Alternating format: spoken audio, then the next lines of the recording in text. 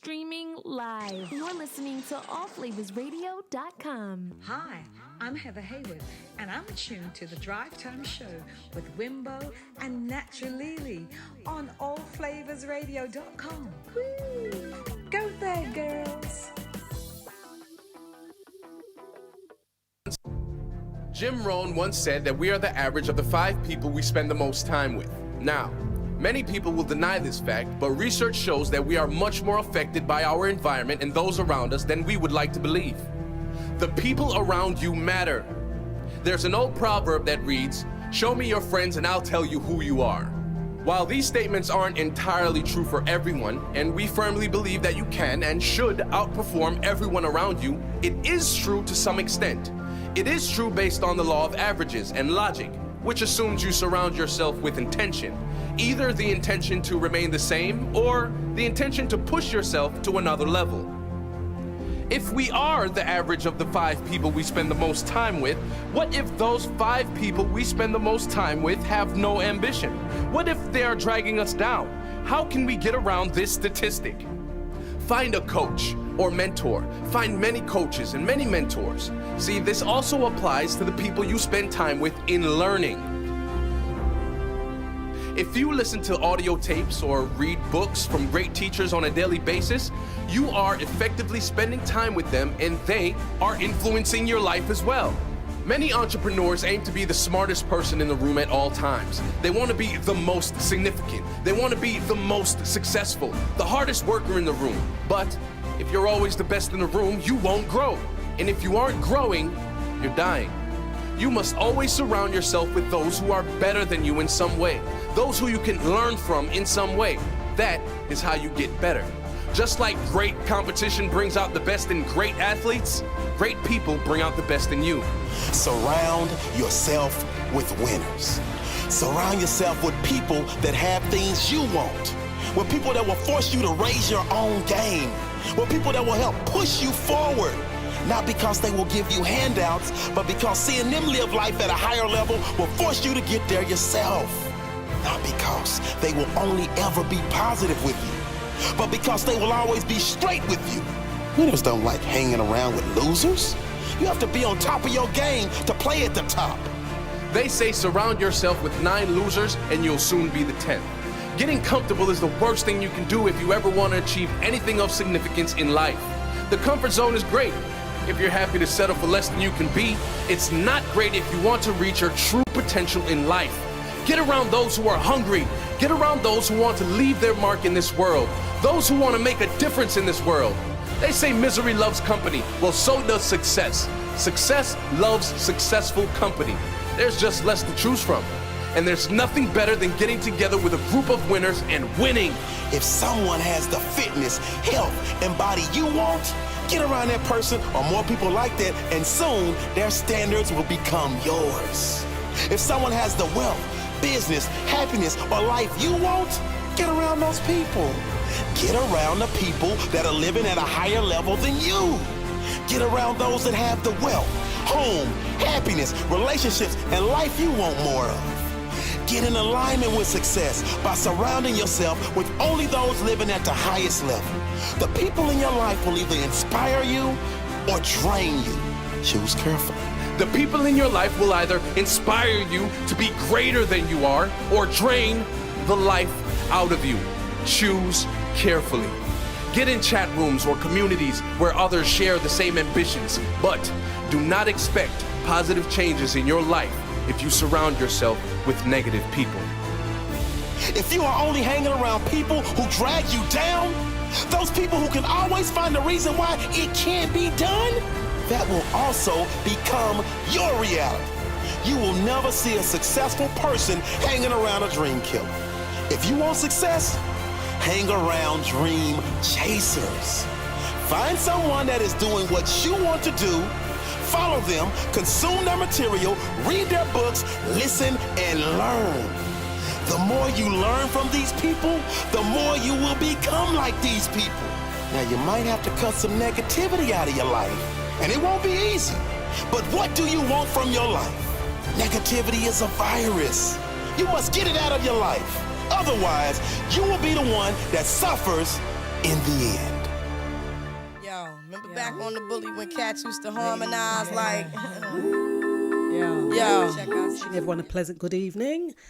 And yes, we are here on allflavorsradio.com. The sounds there just now were that of Lauryn Hill and Do Up Thing, as well as the motivation speaking about we are the company that we keep.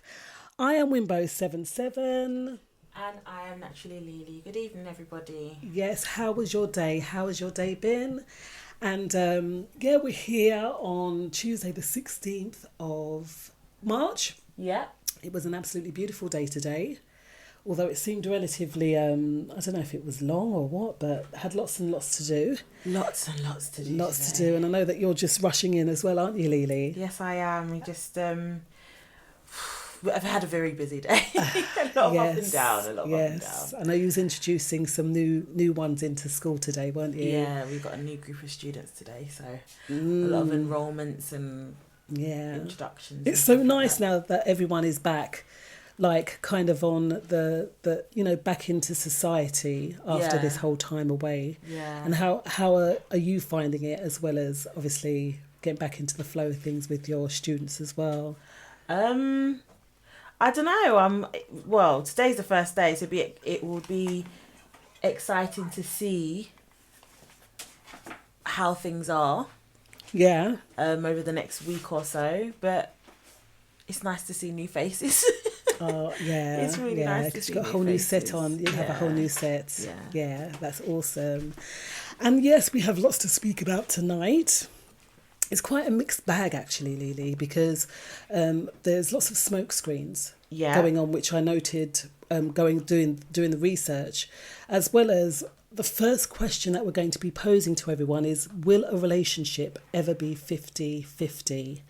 All right, that was in accordance with, I think, something that you sent me, and Steve Harvey was speaking as regards to that. Was it Steve? Oh, yeah. It was Steve Harvey. So, it was. But first off, what national day is it today? I think it's Everything You Do Is Right Day. Am I correct? Okay. Yeah, Everything You Do Is Right Day. So guys, this is a day for you. A day for all the guys, because everything you do is right. I could never do no right. Well, today you can. There you go. Everything You Do Is Right Day. National Everything You Do Is Right. And it says there that it's... no matter what it is, it says yesterday was everything you do is wrong. Really? Yeah, every day. Oh, yeah, everything yesterday you did was wrong. Yeah. Right, so the nice thing is that we're doing it on Everything You Do Is Right Day. Yeah. So if anything goes right today, because it can't go wrong, that's awesome, right? That's great. So it says you can use a printer and everything will print beautifully, no typos, no duplicate paragraphs, just the right number of copies. All the children will make their practices on time. Nice. They'll all pass their exams with flying colours, as well as no problems. There'll be no problems. Wouldn't it be wonderful if it was a world where we had no problems and everything we did was right? It would be nice, but maybe it'd be a bit too perfect. But because we live in such an imperfect world, to live in perfection, But if we were living in a perfect world, we wouldn't know any difference. We wouldn't know any different. That is very true, isn't it? Because everything would just be all right. So that's really, really good. So that's the date today. Everything you do is right day. So that's something, a good strike to your bow. Is that the saying? I have no clue. Okay, or your bow to your quiver. I don't know. Bow to your quiver. Is it bow to your quiver? Maybe. I don't know. I just like the sound of that one. Yes. And also today in history. What's happening in history today? So March the 16th, Norbert Rieliu, inventor of a sugar refinery, was born in 1806. He is a Creole New Orleans native who revolutionized Louisiana sugar industry. He became the first ever chemical engineer of color. That's amazing. Yeah, which was very good. He's the son of a plantation owner. Yeah. So I'm assuming that means he's the son of a plantation owner and whatever woman he decided to. Yes. Yeah. And so he was a free man of colour which I'm assuming that's because his father was the slave owner. Maybe he was a decent, well, you can't say anyone that owns people is decent, but maybe he was one of the nicer ones that allowed for, and if he was obviously free, that means that he could come and go as he wished, which is another good thing. And as well as, because of that, I think his father was an engineer as well, wasn't he? A chemical engineer. And that's who he kind of was encouraged by or inspired by. Yeah, I can't see here, but it does say that he left America and went to France and became an expert in steam engines. And by the age of 24, he was teaching his own college courses. That is an absolute achievement, especially thinking about the time that he was living in. To be a man of colour teaching your own college course, that is brilliant. But France was different. They kind of accepted black folk, and they were free. I think they were free in France to come and go as they pleased. That's why one of the I can't remember, one of the people running for president, he had a slave woman, and he took her to France, and she saw how they lived, and she wanted freedom for all of her offspring. He kept her, they never married obviously or anything like that, and he had a daughter pre-marriage because his wife passed away, but he never married again after that. But him and this woman had this relationship. I'll find out a bit more information on that. These things just come up, so hence I don't look into them. But I find that interesting though, the fact that France was a free country for people of colour, but yet they had slaves on plantations. But I guess it was the states were different to, or did they? Were they in the states though? I don't think there's any. Yeah, because Haiti was one of the first countries to buy themselves out of slavery. That's why they're such a poor country. But I don't think they were ever in slavery, Haiti, because they fought for their freedom. Exactly. So they had to buy their freedom. They were slaves that were put in Haiti. Yeah. And they had to pay for their freedom. That was one side. France. Yeah, because there was two sides to Haiti. So there was one side where they couldn't capture. That's right. They fought them off like nobody's business. But I think it was a French colony on the other side. Are you thinking about Dominican Republic? No, it's Haiti? Definitely Haiti. Haiti, yeah. I've read that. I've got a book inside. So the point still stands that the French still had slaves. So yes. The fact that they had slaves, but France was a free state, just kind of, it confuses me. it doesn't make sense to me, to be fair.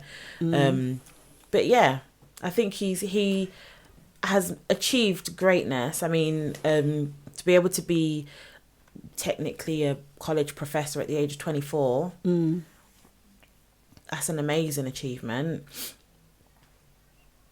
Yeah, my target is 45. 24 is amazing. Yeah. You know, and having those college courses of his own, which is very, very good.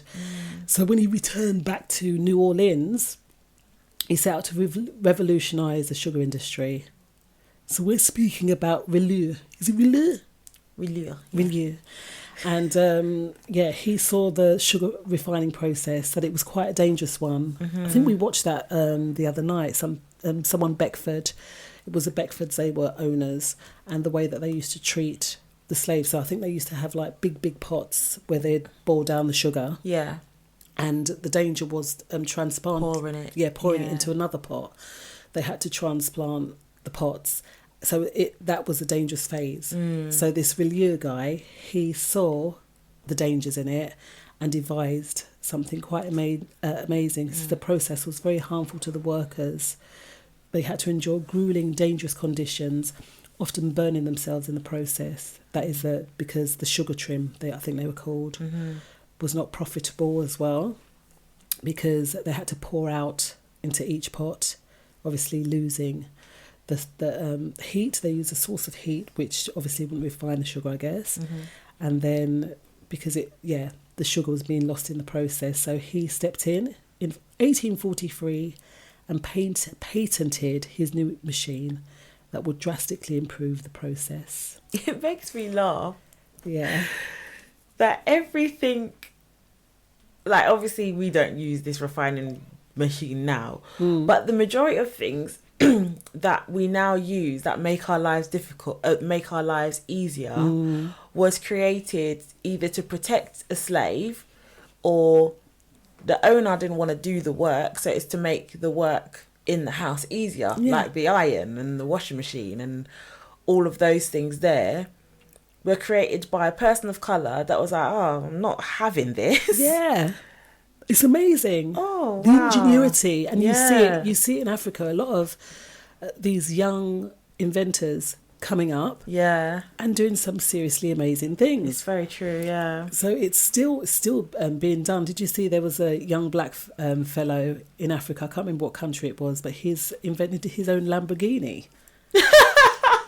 Yeah, really. They're just so ingenious and inventive. It's amazing. How has he invented his own Lamborghini? And he was only a young boy. How he invented a Lamborghini. Okay. Yeah. I've seen him standing by his little tin car. Well, it's going, and I know that again in Africa they have a range, just like Rolls Royce. Of Range Rovers. Beautiful, absolutely, a lot of wonderful things coming out of Africa. Of course, because that's the source, isn't it? That is the source there. So this Villiers says that he harnessed the latent heat energy from the first pot to heat all the other pots, which is quite good, isn't it? And then he says that the energy is released when a liquid is converted to vapor. Wow. And this allowed for much less fuel to be used in the operation. So check him out, Villiers. Who's helping the environment as well. Yeah, Norbert Villiers. So he was born on today's date. He was the inventor of the sugar refining process. And there are so much more. In my two books, I have a few of the One Thing About History series, but only two of them are published. One is speaking about John Lee Love, and he invented the pencil sharpener. Well, he adapted it, as well as Alexander Miles, who invented the method of keeping the doors closed on an elevator. Again, it's our people of colour that are making advancement in the world. Yep. And always. That is so amazing. So those are our two facts today, that it's National Everything You Do Right Day, as well as Norbert Villiers. He's an inventor of the sugar refining process. So that's quite amazing, isn't it, beautiful people? How has your day been out there?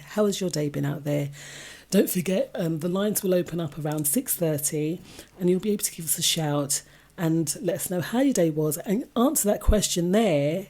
Will a relationship ever be 50-50? Very interesting, right? So going on now, Leesh, I know we were going to talk about Piers Morgan and him walking out. I actually saw the interview today. Oh, did you? I did. And I don't know why he got up and walked out, to be very fair. Because he can give the abuse and the negative talk and the hate verbiage, and he can say all the things that he says, but when someone calls him out on it, like he was called out on it, he didn't like it. And actually the person, I think his name was Alex something, that was calling him out on it, I was so proud of him. He kept so calm and collected, and when Piers Morgan walked off, he was just, he said this is atrocious. He said this is diabolical. The man, and the thing is, when I was reading it, he says Piers said that he got him angry. No one can get you angry, you know. He made him lose his job. No, you made you lose your job. Exactly. You, Piers, you made you lose your job. Hey, it was just what like, an idiot. Yeah, it was just no. And the thing is, he said what the fellow said. We'll get his name just shortly. If anyone knows his name, please drop it in the chat, drop it into the WhatsApp. What he said was that Meghan, this is what got him vexed, this is what got Piers Morgan vexed, was the fact that he knew Meghan prior to her coming into the royal household, right? Yeah. But thereafter she dropped him. And he's like, I don't know why she dropped you, but she's well within her right to drop you. Yeah. Right? And he was like, right, I'm out of here. He's bitter. His name is Alex Beresford. Piers Morgan is bitter because I think maybe he had a little soft spot for her, innit? They went on one date apparently, and then he they went on a date. Then he, I don't think it was a date, but then he took her to a party, and she bumped into Harry there, and then she never spoke to him. No. But I know this. We talk about Piers. I don't think the matter is Piers. I don't really care about Piers Morgan. I'm glad he's gone because I think he's rude and very ignorant. But it re-establishes the point that Harry and Meghan made in their interview. And I have not watched the whole I've not seen the interview at all. I've seen bits and pieces. Right. But the general gist of it is racism exists in my household. Yeah. And she feels bullied, and comments that were made about the baby are so unacceptable. And not unnecessary. Come on, regardless of what tone, is it the tones that the child may be, he's still your grandchild. And we're going to go on and see that... But apparently it wasn't her that said it. Who said it? Oh, it was someone else. Because I do think in the interview when he was asked who there have been so many renditions of this done, it's quite funny. Who was it that has made racist remarks? I do think he said, well, it wasn't my grandmother. Okay. So that excludes one person and then puts everyone else under the bus. Yeah. I love the fact of how they protect their children. You know, and it doesn't I think in this country colour has always been an issue. This is why I say to you, I don't like these black and white issues when we bring them up, but again, you can't escape the fact that it is there right clean, sharp in front of our faces, and we just have to accept it for what it actually is. But I don't think it's about accepting it. I think it's about the fact that now it's been escalated to the point where now you know from the highest point, because let's look at the hierarchy here, from the highest point, if they're already ignorant about how they're speaking about people of colour, and the fact that you're mentioning, like Gina Yashere says it in one of her interviews, why are we discussing the colour of Archie? Do you think that Miss Kate and William were mentioning the colour of what kind of white their baby's going to be? No, they weren't. So why is this even a conversation? And someone tried to make the point, oh, maybe it wasn't that they wanted to know the shade. Maybe it was just a conversation in passing. I think it was Piers Morgan that said that. I'm like, why are you having that conversation in passing? And it shouldn't even come up though, should it at all? Yeah. And the whole nation is, oh yes, our first lady of colour in the house. No, she's not. We'll go on to see that she definitely isn't. However, you know, the nation, what it is the way that they jumped on her. But this is another question, beautiful people. Did Meghan know what she was getting herself into? That is the next question, because... I don't think she did. Oh, come on, Lily. No, do you know why? Do you know why I say that? Because... Harry is not like his family. Right. We all knew from day when we saw him winding up with the I think they were Ghanaian. He went to a country in Africa. It might have been Ghana. Need to be corrected on that. And he was there with a little bit of rhythm, and you know, from way back when we knew that Harry weren't like his family. Yeah. So I think in her mind, yes, he was a prince, but maybe she's dated princes before. Because he's the Prince of England. She's not English, so she might have dated an Arabian prince or an African prince or whatever. So you don't expect certain people to treat you a certain way. Maybe she didn't know what she was getting herself into. She should have looked at past people's experiences, though. Very true. Very true. # Diana. Yeah.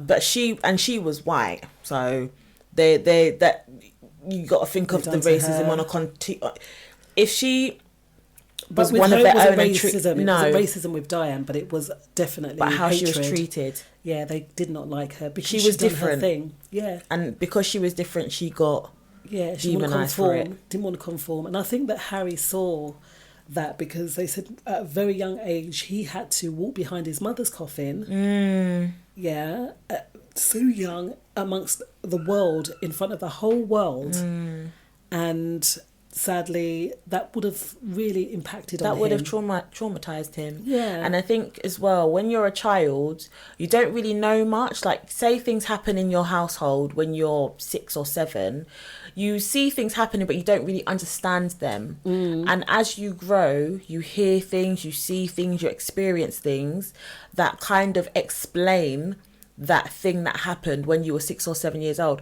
So as he's grown, he had to walk behind his mother's coffin, and he lost his mum at a young age. But as he's grown into a man, he will hear all the stories about how his dad treated his mum. He might have witnessed some of the arguments, so now things are starting to make sense, and half the nation thinks what they think about her death. And he's grown to hear and understand who his mother really was, and what possibly was the cause of her demise. And I think that for him as a son,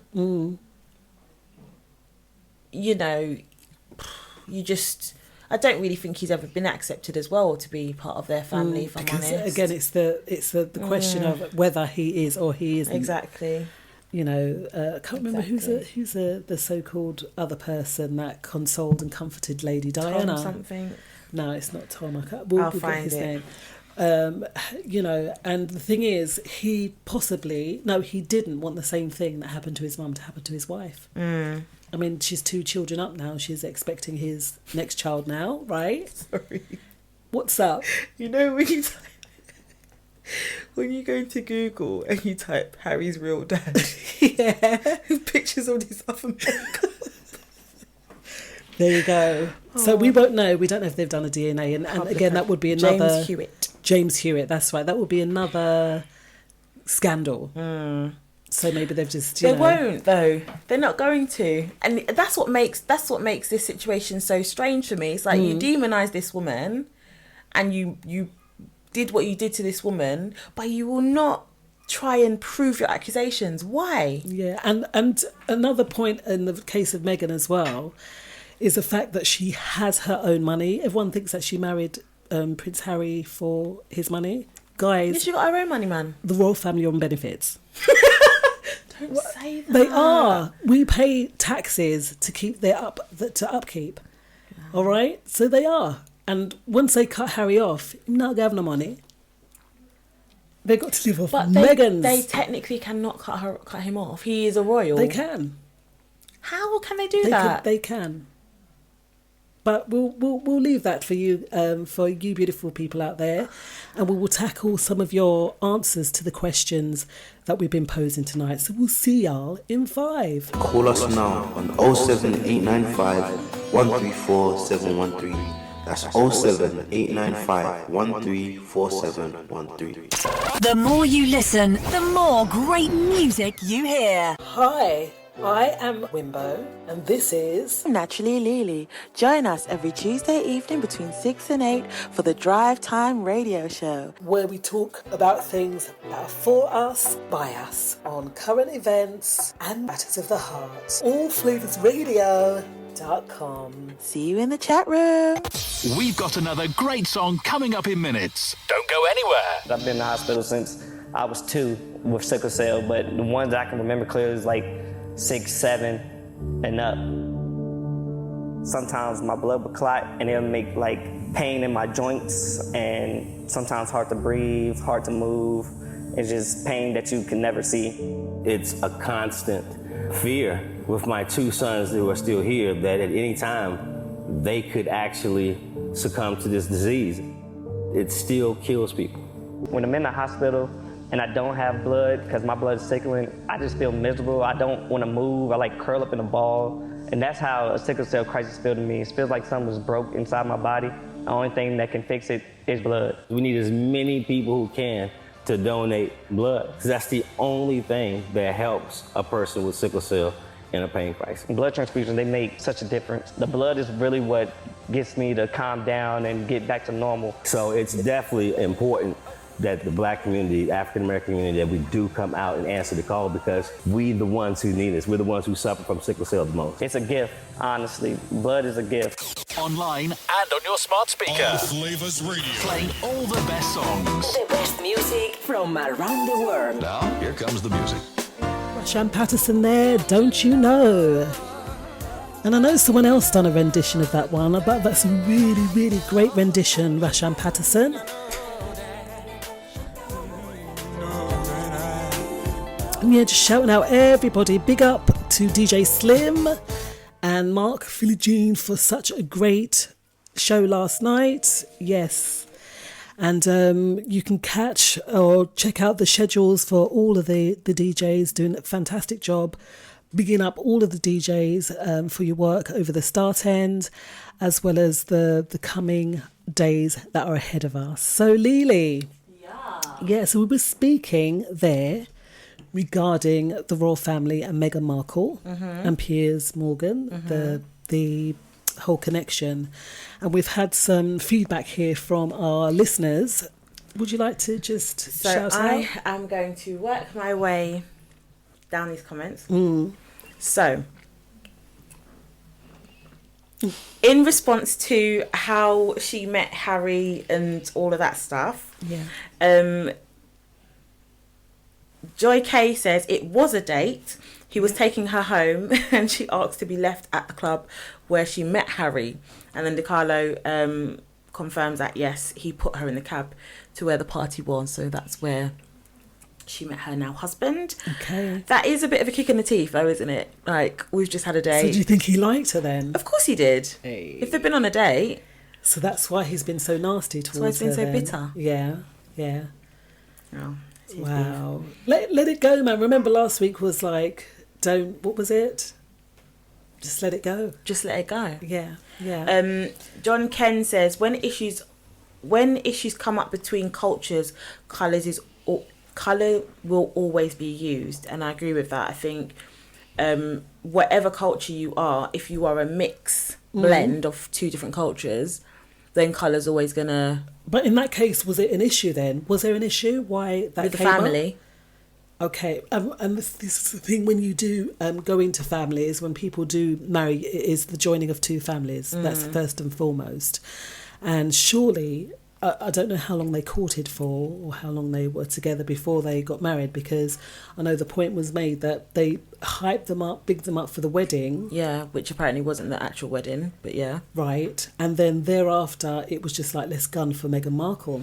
Well, Kim makes a point here, and so does Joy K. Joy K said, did Meghan know? No, it was a shock, the treatment that she received, undercover racism. And then Kim makes the point that after watching the programme, she saw Meghan had no idea how it would be being part of the royal family. When she was going to meet his grandmother for the first time, she didn't realise she would have to curtsy. She thought she was meeting his grandmother. No, she was meeting the Queen. Do you think that she hugged her? She went to hug her or something? Hi, Grandma, and she gave her a hug. No, I don't think she would have tried to hug her. But I think she but went that's up normal, though, isn't it? No, it's not normal for everybody. Okay. It's not normal for everyone. So you say, especially not in COVID. Well, it would have been COVID then, but you're meeting someone's grandmother. Some people might be huggers, but not everyone's a hugger. Okay. And you go and you say, oh, hi. He introduces her. Oh, Granny, this is Meghan. Hi. Oh, wow. You don't necessarily think, oh, sorry, I've got to go right down to the floor and break my back to courtesy to you. She's the Queen. Yeah, but surely he'd give her a heads up, right? Oh, no, Harry, but it's Harry, isn't it? Highly doubt it. Oh, my. Well, all the protocol. Pele says here, whether she knew or not, she just wanted to be respected and loved by those close to her. Yeah. And I guess going into that family, again, you're becoming part of that family. So really, but their whole lives must be totally different to how our lives are, right? Yeah, of course they are. But it doesn't matter how different your life is to someone. Everyone is deserving of respect. Yeah. Whether you have money, whether you don't have money, whether you're black, white, purple, green, everyone deserves respect. It's not that unspoken rule of, you know... Yeah. It is the unspoken rule of, you know, when you first meet someone, you give them the undue respect. But you also have that thing with any family whereby they meet the person for the first time and they're like, I don't like her. Yeah, but the thing is, when you're going to meet someone's family, you're going to like, this is my mum, right? She can be a bit funny. Do you not give them the breakdown of how that person is? No. Why would you do that? Well, I would. I'd warn. No, because you're giving them preconceived ideas, and they always say make your judgment on someone from your own experiences, not from what someone else has told you. Mm.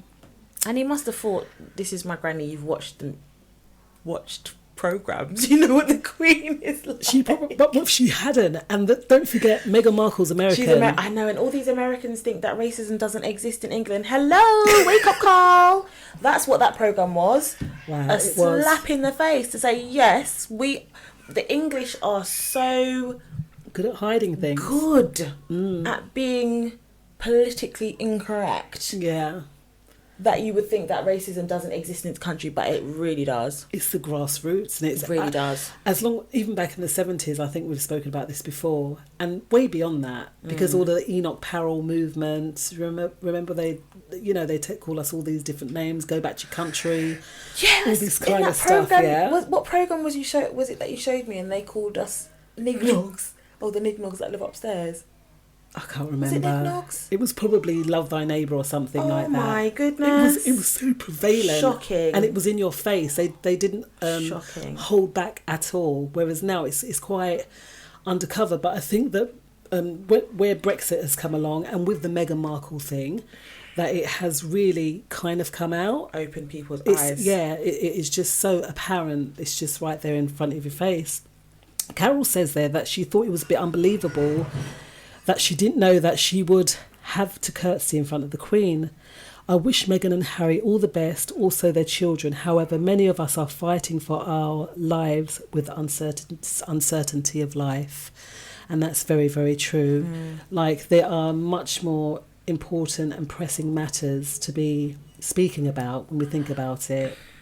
No? There are, and sometimes you just have to join in the conversation. I think it's important to focus on the current happenings, what's going on in news, media, in general.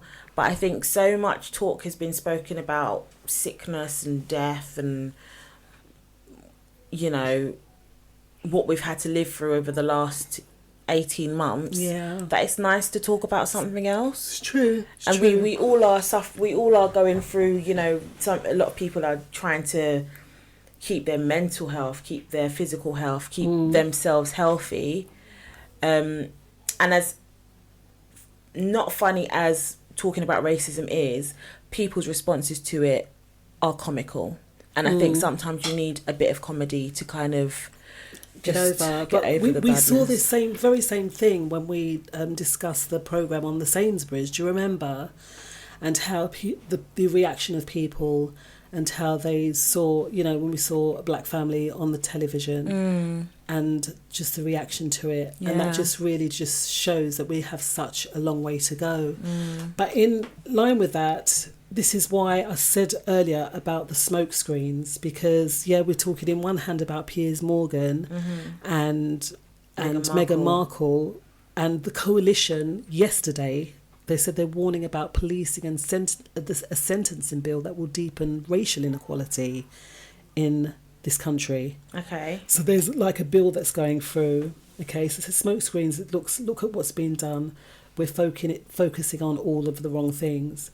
And this thing, a whole load of people, including Lee Jasper and David Lammy, they signed this, I don't know, it's a thing against the policy that's going through. It's the legislation that, as regards to policing and sentencing, and it will affect the Black, Asian and ethnic minorities. What is the legislation? because it's to do with the criminal justice and equality, right? So organisations, they've written into the Prime Minister warning that the government plans for policing and sentencing to entrench more racial inequality in the criminal justice system. So I'm not too sure. I'm going to read through here. It says that the sentence to do with sentencing and courts bills entered into Parliament, so that was last week, and it was debated by ministers like yesterday, and today there was going to be drawing up these proposals. And it says it justifies this inequality as proportionate means of achieving legitimate aim of protecting the public. So they were speaking about women, protecting women. But this new, because I did try to understand, like, what exactly is it that they were changing. Yeah. So it said that black and minoritized women are a minority within the criminal justice system. So it's to do with the criminal justice system and sentencing. All right, so they face poorer outcomes compared to their white counterparts. So say if they went up against a judge, a black woman would be penalised more than her counterpart. That's always been the way. So it has always been the way, but they're saying with this new policing and sentencing bill, it's called a policing and sentencing bill, that it's going to affect us even more than it has done in the past. So there's an open letter to the Prime Minister, and they're just trying to highlight, it speaks about just them entrenching further racial inequality in the justice system. So it's just speaking about the inequality within the justice system. So I don't know what the policing bill is. I would like to know what additional information they're put in this new policing and sentencing bill, because already we're at a disadvantage, and a lot more I'm seeing things about black women in healthcare, black women that are experiencing domestic violence, all those kind of things. We're at a disadvantage anyway. Yeah. So it'd be interesting to see what adjustments and what changes they're making to these bills. It says that in England and Wales, over 1/4, that's 20% of people in prison, are from a minority ethnic group, despite making up 14% of the total population. So 14%, but out of that 14%, 20% of the people that are in prison are of an ethnic minority. I hate that word, minority. Yeah, so that would just show you 14% out of 27%. How do you get 27% out of 14%? Black women are 29% more likely than white women to be remanded in custody at Crown Court following a conviction. Yeah, and more than likely to receive a custodial sentence.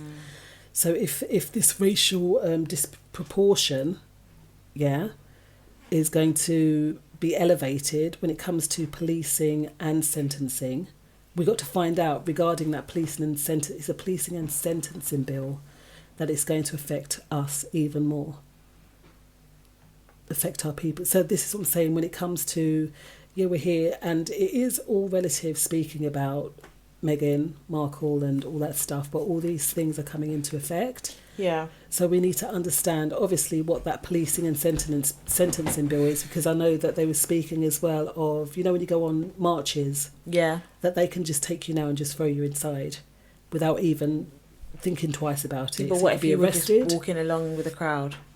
You were trying to get to a location, you just happen to be walking in the same direction. Exactly. Could you imagine that?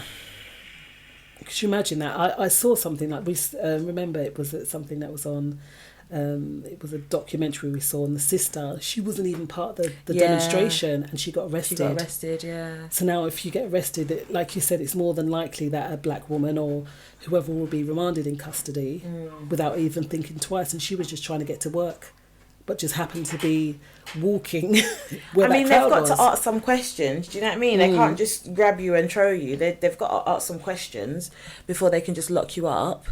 But do they? That's the question. That is a question we ask. No, because most of the videos, and I'm going to be brutally honest, and a lot of people aren't going to like me for saying this, but a lot of the videos that are going round of people shouting in, but why are you arresting me? Why are you arresting me?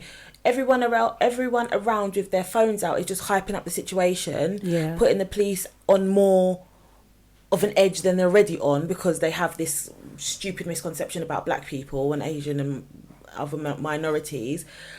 That doesn't help the situation. That doesn't help the situation. And I remember we spoke before about getting someone to from the police that has worked in the police to come and speak about this matter, because I know that there are questions you are supposed to ask before they can actually put cuffs on you. In this country, and I saw this the other day, in this country, like in America, you can get arrested for resisting arrest, and that's an automatic, you get locked up. Whereas if you are simply asking the police a question in this country, not in the US, we live in UK. Yeah. If you're simply asking them a question, can you state to me why you're detaining me? They can't arrest you for asking that question. And if they can't give you a response to your question, they're detaining you illegally. The sad thing is that I have seen them detaining people even though they've asked that question. Yeah, they do. But what I'm saying is, all the other noise that's going on around them, in my opinion, contributes to that situation. That contributes to that situation, because the person that's getting arrested isn't saying, officer, why are you detaining me? They're not saying it in a calm manner. They're not saying, oh, you want to check my bag? Here's my bag. Or you want to do this? Here's this. Everyone around them is like, but why are you doing that? You're hurting. And everyone else is getting involved and is adding to the noise. And this is not me saying what the police are doing is right, because it's wrong. Yeah. But we need to stop being those people with their phones out, hyping up the situation. I totally agree with you, but then sometimes if you don't log it and document it, then it's their word against ours as well. So there was a young boy recently in Tottenham where the police just started to treat him in a bad way. Yeah. And it all escalated. They ended up going to the police station in Tottenham and stuff.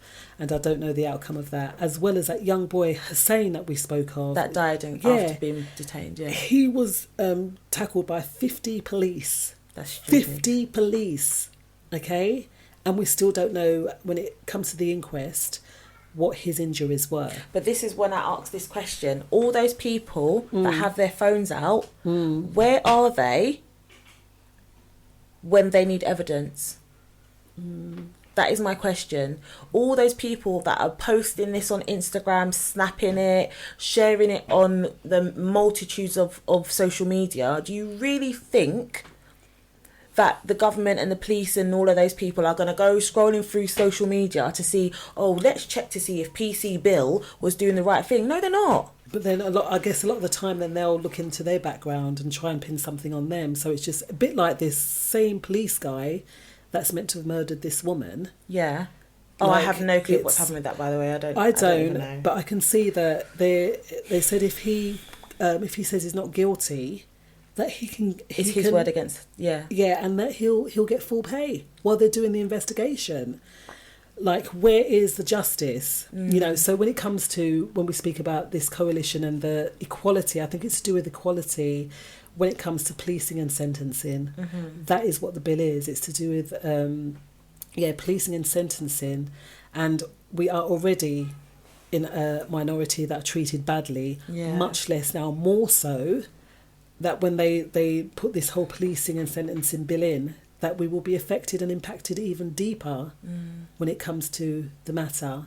Yeah. You know, and John Ken says there that police use racial profiling.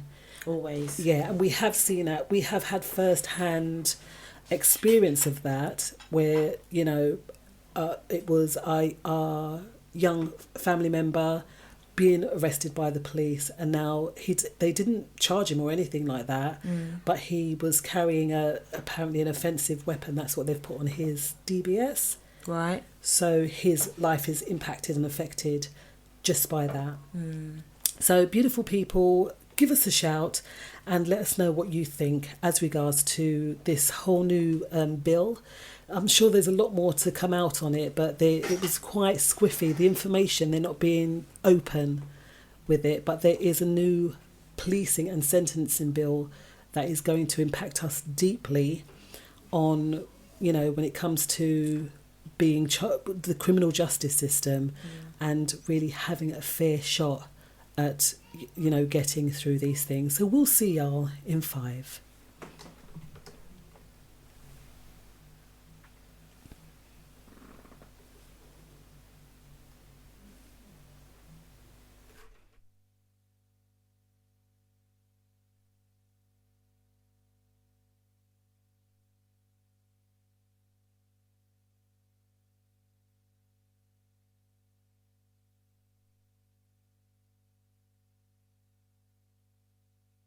Auch in Deutschland hören wir All Flavas Radio, die beste Musik rund um die Uhr. All Flavas Radio plays what you want to hear when you want to hear it 24/7. Have you ever wondered what therapy is and how it can help with our mental well-being? To find out more, please join me every week on a Wednesday for the Wednesday Wellbeing Show, 9 p.m. to 11 p.m. on All Flavas Radio with Darnell, the therapist. Hi, I am Wimbo, and this is Naturally Lily. Join us every Tuesday evening between 6 and 8 for the Drive Time Radio Show, where we talk about things that are for us, by us, on current events and matters of the heart. AllFlavorsRadio.com. See you in the chat room. This is a very important health message. My name is Errol McKellar, MBE. I am a prostate cancer survivor and founder of the charity, the Errol McKellar Foundation. Do you know that over 47,000 men a year are diagnosed with prostate cancer? Do you also know that over 11,000 men also die of prostate cancer? That means that one man will die every 45 minutes. Do you also know that 1 in 8 European men will die of prostate cancer? But more frighteningly, that 1 in 4 Afro-Caribbean men will die of prostate cancer. But the truth is, prostate cancer doesn't care about your color. Prostate cancer doesn't care about your wealth. Prostate cancer doesn't care about you. What prostate cancer will do, if you ignore it, it will kill you. At the Errol McKellar Foundation, our aims and mission is to talk with as many men and their partners as possible to ensure they are fully aware of the dangers posed by prostate cancer, recognizing potential symptoms and know about the available tests and information. We want to stop men from dying through ignorance and fear. For more details, please visit www.theerrolmckellarfoundation.com or email temf2018@gmail.com. Please remember that health is your wealth. All Flavas Radio.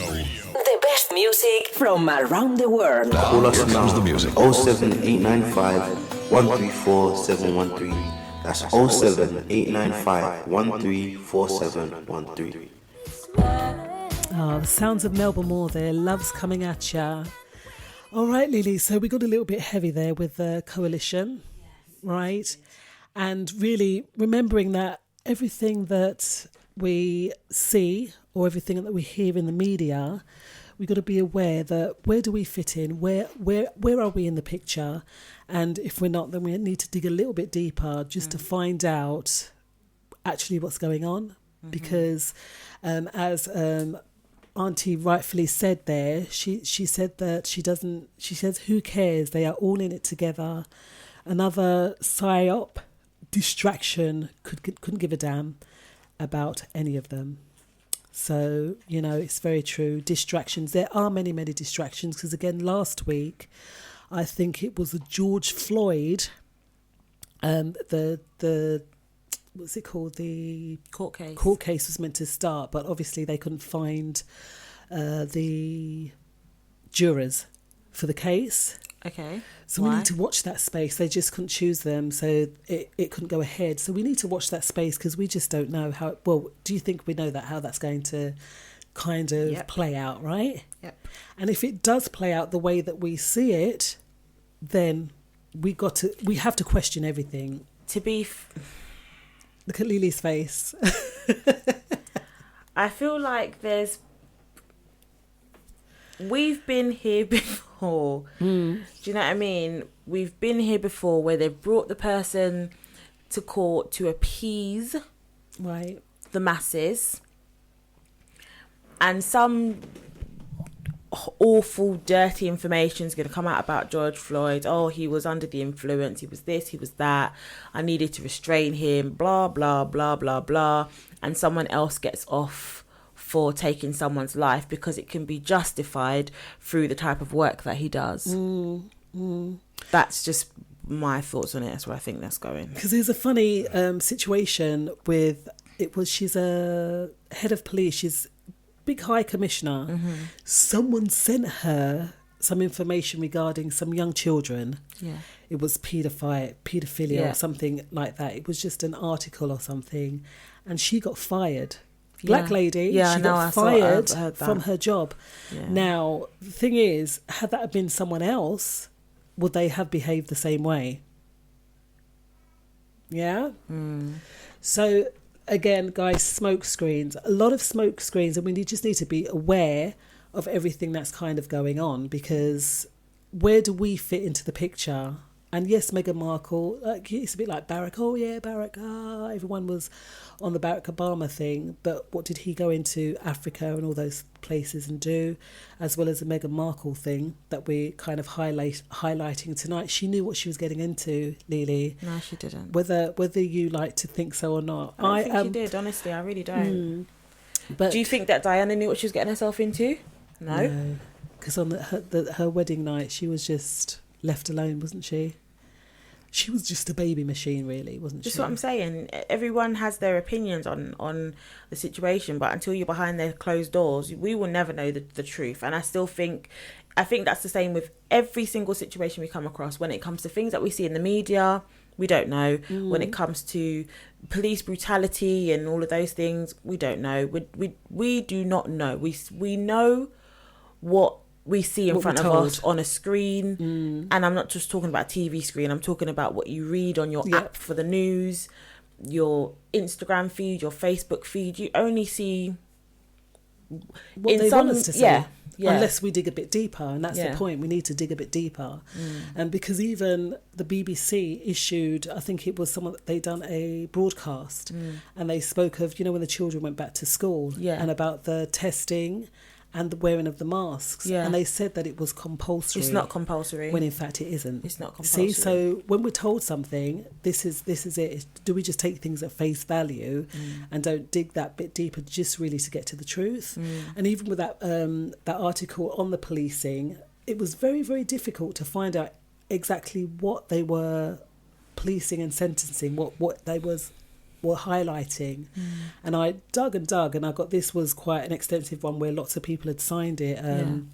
Like I said, Lee Jasper, who is an activist for all of this stuff, but it's still very what's the word, evasive. Evasive. There's not enough information. We could just say it's had something to do with the criminal justice and how they affect, or how it affects us as a people, and there'll be even more inequality. So there's inequality there already, but there'll be even more. But they just weren't being specific about what they were talking about. So we just have to dig a bit deeper and don't take things at face value, really. It's just not, that's just not the way to go. So in saying that, I know we've been highlighting about Meghan Markle and the royal family, and a lot of people think, oh, Meghan, she's the only black monarch because she is a monarch, right? No, she's just a woman that married into the royal family. She married into the royal family, which means that she's part of the royal family. Yeah? Well, no, they've kind technically of she's not, is she? Themselves. They're like, well, you don't have any royal duties. They're kind of doing to Harry what they did to Margaret. Sorry, guys, I've been watching The Crown. Okay. But she's not really a royal. She's not part of the royal family. She'll never be part of the royal family. But there's a book by Dr. Stephanie E. Mayers. This was published in 2017, and it's called The Invisible Queen. Yeah. And it's speaking about Queen Charlotte. All right? So she was an that word's come up again, Lily. Abolitionist. And she was a mother of 15 children. Okay, she was a botanist. And she's the one who discovered Mozart. Wow. Okay, she worked with abolitionists to the end of slavery in England and tried ending it in the American colonies. And this is Dr. Stephanie E. Meyer. She wrote about Queen Charlotte. and she too was a queen of colour. Okay. Stephanie Myers. No, Stephanie Myers is the one of the book. Charlotte. The Invisible Sorry. Queen. Yeah, Queen Charlotte. Yes. So Queen Charlotte was a queen of colour, and she was a wife of King George III. Does that make her a queen though? She's Princess Charlotte, not Queen Charlotte. She's Queen Charlotte. She was actually. You're only a queen if you're a direct descendant, though. Otherwise, the Queen's husband would be called King Philip, not Prince Philip. No, he's called King George. No, King I'm George saying III. Elizabeth, Liz's husband, would be called a king if it was king and queen, but he's not a king because he's not a direct descendant of the royal family. Hence why it's called Prince Philip. So is she queen, as in her parents were the royals and her husband married her? Yeah. Or is she the wife of the king? She's the wife of the king, and she was known as Queen Charlotte. Yeah.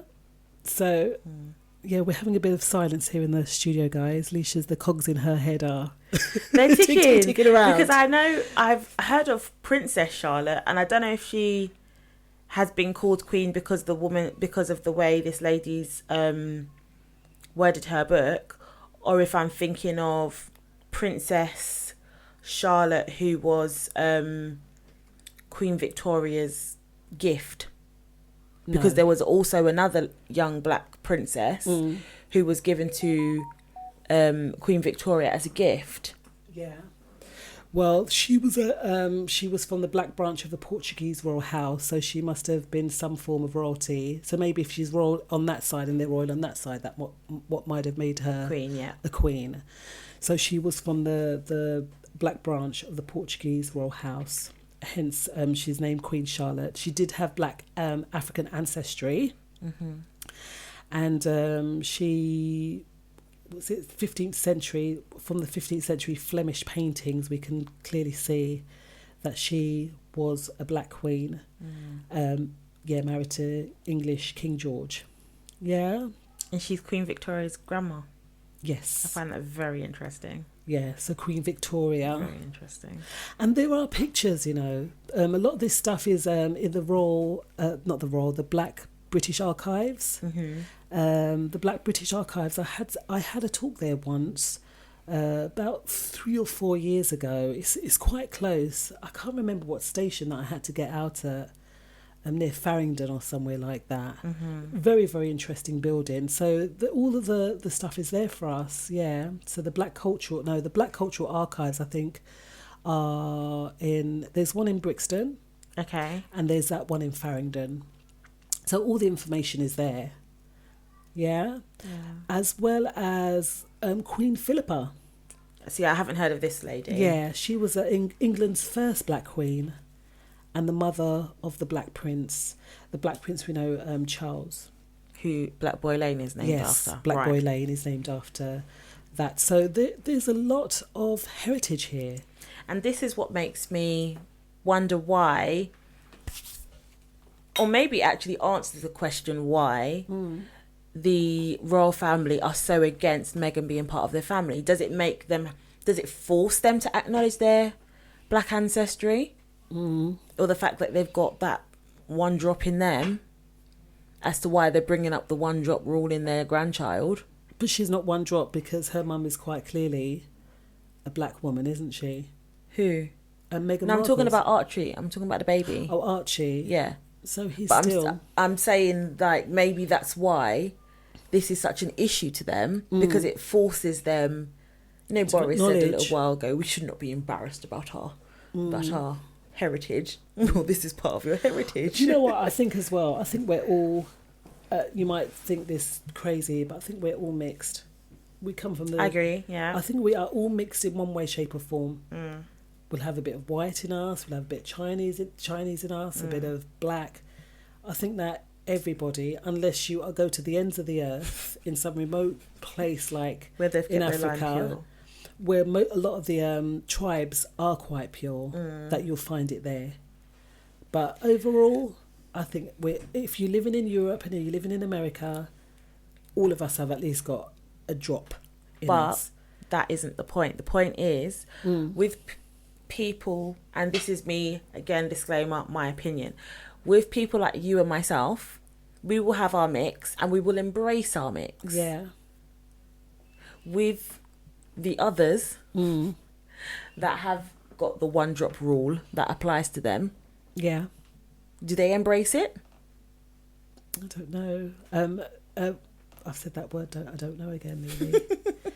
But a lot of them don't. And they don't quite clearly want to embrace it because they had what is it? You know when you go to B&Q and you want to paint the house and you get the colour charts and it's like the lightest to the darkest colour. Yeah. That's what they had. Like, how rude. Like a colour chart? Yeah, colour chart. For who? Archie. Stop it. Remember we had That's that thing in the cups of tea that we liked, all the little browns. B1. I'm a B2 and a B3. No, that's ridiculous. But at the end of the day, you can't take it. It is their heritage, and it always will be. The Moors, they came. This Queen Philippa, she was the daughter of William of Hainault, so she wasn't from the royal household. She was from. It was a lord. William Hainault was a lord. Yeah. But his son was the one that married her. So it says when she was 9, King of England Edward II. Oh, this is quite interesting, isn't it? Because it was Edward III that married Charlotte. Was it? Yeah. It was Edward III that married... Oh, sorry, King George. King George, sorry. Please don't quote me. Like King George III that married Charlotte. But this Edward II, it was... when he was 9, he was promised to this lady, Philippa. And then he fell in love with her when he first saw her. But when you hear the poem about her, she's quite clearly a woman of colour. When she was 15, they were married. Yeah. So all of this is sourced from the Black cultural archives, I could say. Do the research. And yes, Joy, Queen Charlotte, she was a queen of colour, as well as she's saying that the royal family are Germans. They're all Germans. Yeah, they are, but that doesn't erase the fact that they've got black heritage. What I'd like to know is how did they get, if they were Germans, how did they get to the throne here then? That's my next question. I know the answer to that question, but it's a long... So I watched a documentary a while ago. I'm a bit of a nerd, guys. And the actual heir... Oh, gosh, please. I feel like we need to turn cameras off and not be big on this. But when they traced the lineage, the actual heir to the throne lives in Australia. Yeah. But I think the reason why this line made it to the throne was through marriage. Who though? I can't remember. It's quite a few generations but it's still back. in the line of Charlotte. Yeah, Queen Charlotte. It's off. And then Victoria and Albert. So where did Albert come from? And where did Victoria come from? They were cousins. So is Albert from... Sure, no, it would be Victoria, but it was Queen Victoria, wasn't it? Victoria, yeah. He wasn't a king. Where's her line from? Queen Victoria. Yeah, because she's from Charlotte, and then who's after Victoria? You remember that they have two parents though, right? So it won't just be from Charlotte, it'll be from her dad as well. I'd like to know who the And that's why I asked the question, who was the royal? Because Charlotte wasn't an English royal, she was married to him, so it would be through his line, not hers. Yeah, but she was still... He's a British, he would have been the English, and she was from elsewhere. A bit like Meghan and Harry. So if you look at Meghan and Harry, you don't look at Meghan's lineage of royalty, you look at Harry's. Yeah. So you follow that line back. We do get to Queen Charlotte and King George, but we're not looking at Queen Charlotte's line, we're looking at King George's line, because he is the English or British royal. So you got to follow that back until you get to whichever person decided to... It was an illegitimate child, but it was through marriage how that person managed to stay on the throne. Okay, because with George and Charlotte, they would have had Victoria. So it has to have come after her. No, Victoria was their grandchild. Oh, so... But she was still a queen, wasn't she? Victoria. Anyways. Guys, I think she was still my mum is a bit confused. We will draw it out, and I'll show you what I mean. But she was still a queen regardless, because she was an African queen, or not an African queen. She was I'm saying Queen Victoria was still a queen. Yes, because of her dad. Yeah, and her dad's dad.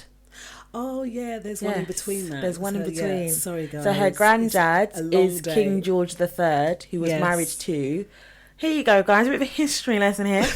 Who was married to Queen Charlotte. Yes. Because Charlotte is her grandmother. That's 2 times removed. Lord.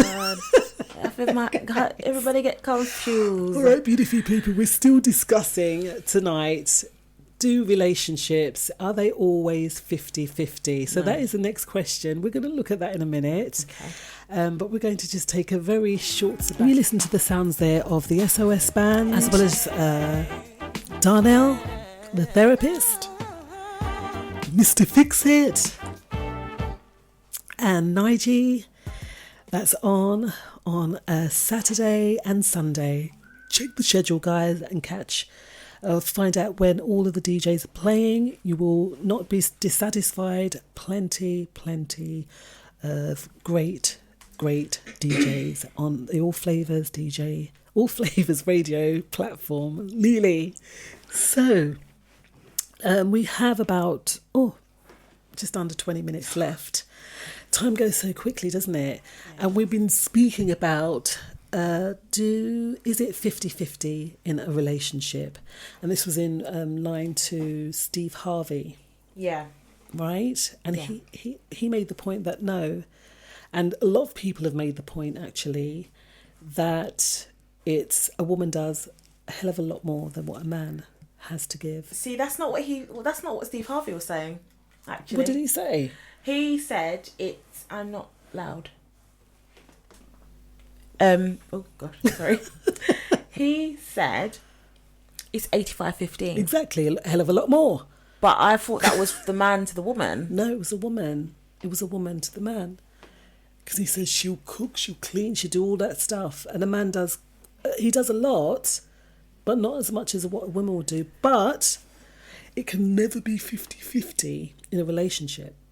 It can never be 50-50. Why? Because you've got to give 100% of yourself. You don't give half of yourself, do you? No, but I don't think... You always come with these next... It's true. I don't think he meant it in that sense, that you don't give 100%, but I think he was saying in the sense that... and it's actually funny, I've got someone else. He was saying in the sense that... it's what you do for the other person. So do you give 50% and that person gives 50%, or does she give more, do you give more, in that sense? I don't think it was what you give of yourself. But surely it must have to do with giving of yourself. Like someone here said, I'm going to find the person that said it, it's 80-20, the 80-20 rule, but that's something totally different, right? The 80-20 rule. Have you heard of that? Rule? So, like they say, a woman, if you get a good woman, she'll be 80. But a lot of men go out looking for other women, and they get 20. Then they get 20%. Yeah, that's the 80-20 rule. Yeah. However, Cal highlighted that it's 80-100. So relationships can never be 50-50. Very difficult. As life continues and changes. Mm-hmm. Yeah, it's true. So explain how it's 80-100. That doesn't make... Well, Steve Harvey said it was 85-15. Yeah, but you can put 85 and 15 together and make 100%. So how is it 80-100? So maybe it's 80% out of 100. But is that the woman or the man? Yeah? I don't know. I do feel like it depends on the season, the time. I think everyone at some point gives less than the other person. I do agree with that.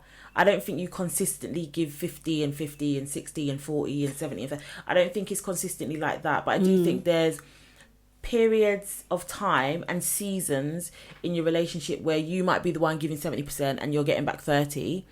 And then the next season comes and you're giving 40 and that person's giving 60. So I think it's a bit of give and take. But I feel like if you're the person that feels you're getting the short end of the stick, so to speak, then you need to speak up about it. That's true. Well, Jenna says women naturally do more.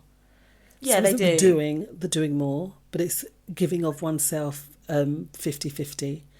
Is that the question that we're asking? But I also would kind of change that question, because there's certain things that you just do because as a female, that's what you do. You tend to be the one that cooks more, that does more of the cleaning, because you like how you do it. And I know today is everything you do is right day, but every other day, let's be fair, he doesn't wash the dishes the way you like him washing the dishes, and then you don't never do the sides.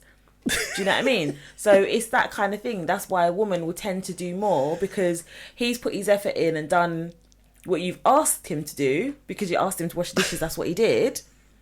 And then you've gone in and put that little bit extra, but that's because that's your standard. Yeah. So we will always tend to do more. And even when it comes to the children, the man can't breastfeed, can he? So you're going to end up doing more if that's the type of woman that you are. But is that in the relationship? You're talking about all the external things that come with it. Yeah, so that's what I'm saying, is the question different. Yeah, because it must be sort of giving, is it love?